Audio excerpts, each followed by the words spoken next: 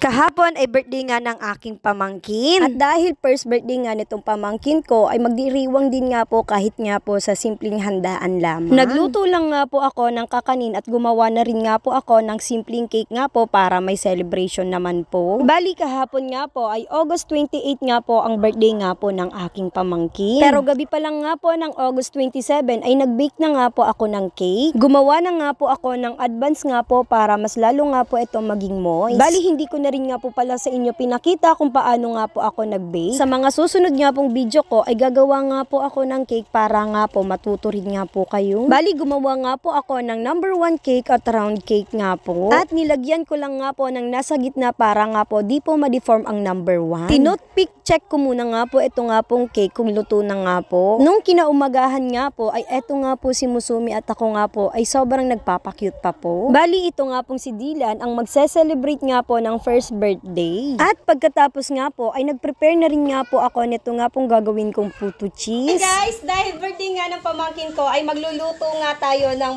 puto cheese. Dahil wala tayong ambag, puto cheese ang gagawin natin for today's video.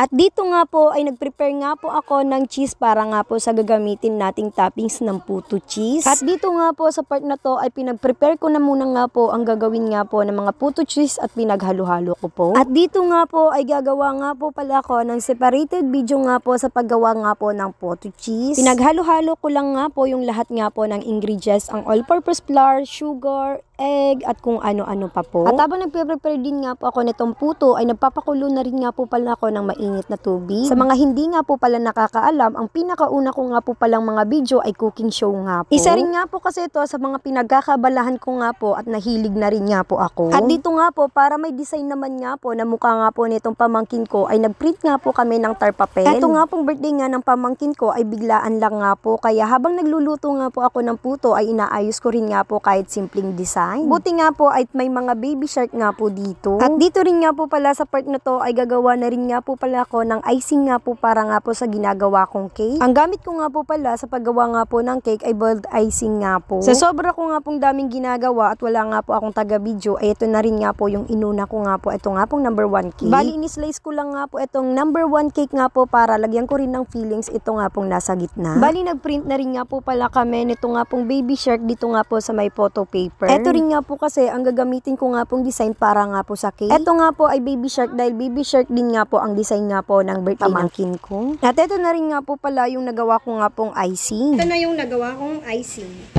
At sa mga gusto nga po palang matuto rin nga po pala gumawa nga po nitong icing na ginagawa ko ay may tutorial din nga po ako sa post ko. Eto nga po pala ay nilagyan ko lang nga po ng fillings dito nga po sa may taas. At pagkatapos nga po ay nilagay ko na rin nga po itong number 1 dito nga po sa may taas. Lalagyan ko lang nga po ito ng fillings nga po at tatakpan ko nga po ito na number 1 na nasa taas. At dahil wala na nga po akong food color ito na lang nga pong puti. At buti nga po ay may nakita pa nga po akong food color na green kaya nilagyan ko nga po ng kaunti nga pong green. Eto rin nga po kasing green ito nga po yung magsisilbi na para nga po siyang mga dahon-dahon na nasa tubig. At nung mga oras na nga po yan ay nagmamadali na nga po ako at anong oras na nga po yan at hapon na hapon at paggabi na po. Ewan ko nga kung maganda naman nga po ang kalalabasan nga po ng ginawa ko nga pong cake. At pagkatapos ko nga pong gawin nga po yung number 1 ay gagawin ko na rin nga po ito nga pong napaka-cute na round cake. Hindi nga po talaga ako expert pa nga po sa paggawa nga po ng cake pero masarap nga po ito at nasarap na masarap po. Medyo may mga bata na nga po dito kaya nagmamadali na rin nga po ako ng mga oras na yan. Bali, hindi na rin nga po kasi kami nag-order ng cake. Ako na rin nga po pala minsan yung gumagawa po. Bali, yung ginagawa ko nga po palang cake ay choco moist nga po. Kaya ito nga po ay lasang Goldilocks nga po talaga ang lasa nga po nito. Medyo mahal na rin nga po kasi talaga ngayon ang cake. Kaya ako na lang nga po yung gumagawa. Bali, ito na nga po pala ang final look nga po na nagawa ko nga pong number 1 cake at cake nga po na maliit. Taran! Sobrang cute nga po at simple lang nga po ng aking nagawa nga pong cake. O, diba? Sobrang cute nga po ng baby shark na to. Bali sila ate na rin nga po pala yung nagluto nga po ng pansit nga po at ito nga pong spaghetti. Ito lang nga po yung mga nagawa nga po namin. Wala din nga po kaming gaanong bisita dahil wala din naman kaming gaanong handa. Ang importante lang nga po ay may raos lang nga po ng pamangkin ko ang birthday niya. At eto na rin nga po pala ang birthday boy nga po. Halos kami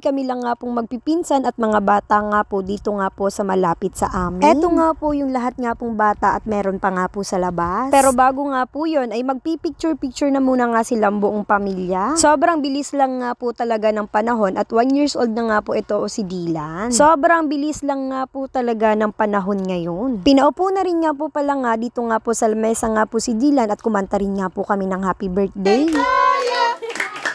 Happy birthday, happy birthday, happy... Sobrang gwapo nga talaga naman ni Dylan nga po dito habang nakaupo dito sa may mesa. Nagpa-picture na rin nga po pala ito nga pong mga bata nga po dito at maya-maya nga po ay magkakainan na po. Sumama na rin nga po pala ako dito nga po sa pagpa-picture dahil hinawakan ko na nga po itong pamangkin ko kaso nga po ay gusto na nga po niyang magpabuha. Si Musumi nga po ay inggit na nga dyan at gusto niya na nga pong mag-birthday na. Si Musumi rin nga po kasi ay birthday na nga niya sa September 4 po kaya malapit na din. At maya-maya nga po ay magkakainan na din nga po ito nga pong mga batang ito. Nagpapakute lang nga kami dito nila Mami Jen nga po at ni JJ at syempre ng birthday boy na si Dylan. Eto nga pong si Musumi ay mahal na mahal niya nga si Dylan at akala niya ay kapatid niya. Lagi din kasi minsan nga po ay ako nag-aalaga nga po kay Dylan dahil gustong gusto nga po ni Musumi na ako na lang nga po yung mag-alaga kay Dylan. Eto nga po ay tamang kasiyahan lang nga po at wala nga po kaming maihanda ng bonggang-bongga. Kunti lang nga po ito pero ang mahalaga ay madaming bata nga tayong mapapasaya. Kahit sa ngayon ay hindi pa nga alam ni Dylan yung nangyayari pero ang importante ay masaya nga po ang mga bata na malapit nga po dito sa amin. Oh, happy birthday ulit sa iyo nga mahal kong pamangkin na si Dylan. Pasensya nga po sa mga hindi nga po naimbitahan at ito lang nga po ang kinaya nga po namin. Sa mga oras na nga po ito ay naiinggit na nga po si Musumi at gusto niya rin nga po sa darating na birthday niya ay ganito rin nga daw yung birthday niya. Sabi ko nga kay Musumi ay magja-Jollibee na lang kami pero gusto niya ay yung may balon at gagawa daw ako ng cake. Si Musumi rin nga po kasi ay 4 years old na nga po sa September 4 at Lunes nga po yun. Sinasabi ko nga po ito sa inyo dahil hindi po para mang-imbita ko kasi hindi ko nga po talaga sure kung maghahanda ako. Pero ang sabi ko na lang nga kay Musumi ay mag-Jollibee na lang nga kaming dalawa. Oh, happy birthday ulit sa'yo, Dylan!